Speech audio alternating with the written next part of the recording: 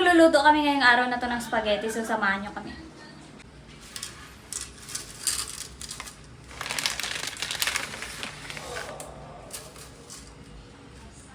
Ito na mga ka-taste buds, yung pasta na niluto namin. Ngayon naman, next na niluto natin is yung sauce.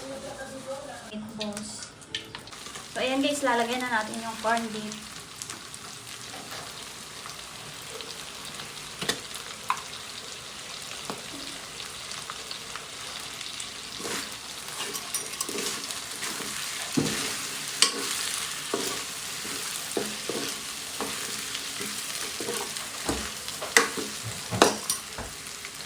Lagay ko sa ref yung cheese.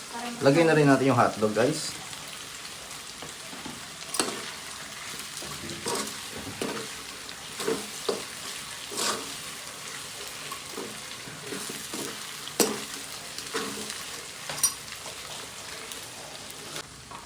So ito mga ka-taste buds, lalagyan natin ng sauce. So ayan, Filipino style. Ayan, Del Monte. Quality yan. Buhos natin lahat.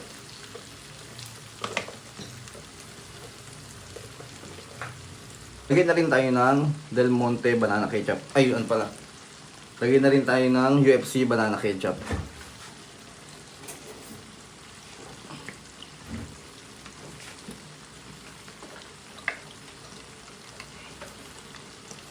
Yan, kalahati lang yung nilagay ko dito.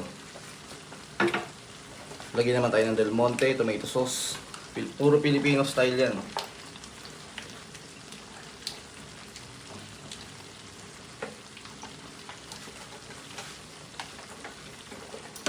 Halo.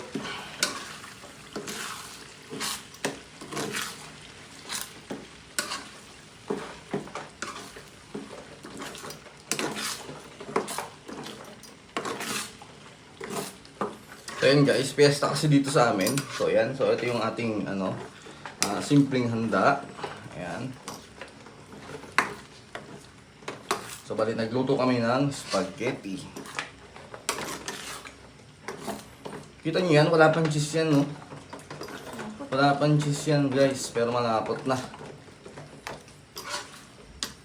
Then lagay tayo ng tubig para hindi sayang yung yung ibang sauce.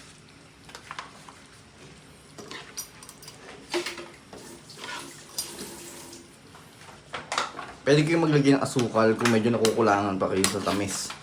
Pero dahil na yan, templado na rin naman yan, hindi tayo maglalagay.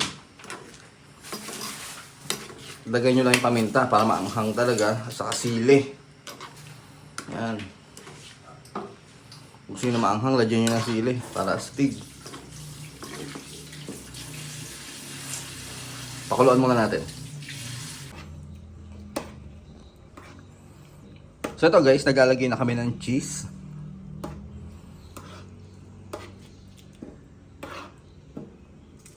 Ayan, pampalapot. Ang lapot na ng sauce natin, pero maglalagay pa rin kami ng cheese para mas lalo itong lumapot. At syempre yung cheese malasa yan, maalat, kaya hindi na tayo magdadagdag ng pampalasa.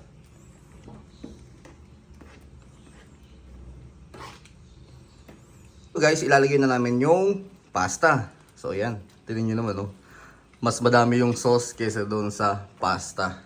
Ano mas preferred nyo guys? Yung mas maraming sauce o mas maraming pasta? Siyempre dapat mas marami yung sauce, no? Kasi pag maraming sauce, lasang-lasa mo talaga yung spaghetti. Alam nyo, mga ka-taste buds, ang dami naming mga ingredients pa na hindi inilagay dito. Katulad ng carrots, ano pa ba, bell pepper. Ayan. Kaya ang ginawa namin, bumili na lang kami ng maraming giniling, hotdog. Yung hotdog kagandahan, meron pang cheese. So ayan, tingnan nyo naman kung gaano kaganda. Yung gagawin natin dito, syempre, lalagyan na lang natin ng toppings na cheese yan, para astig na. Diba? Then ready to serve na rin.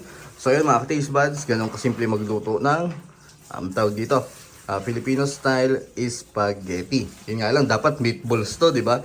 Pero ganun talaga. So sunod, lutuin ulit natin.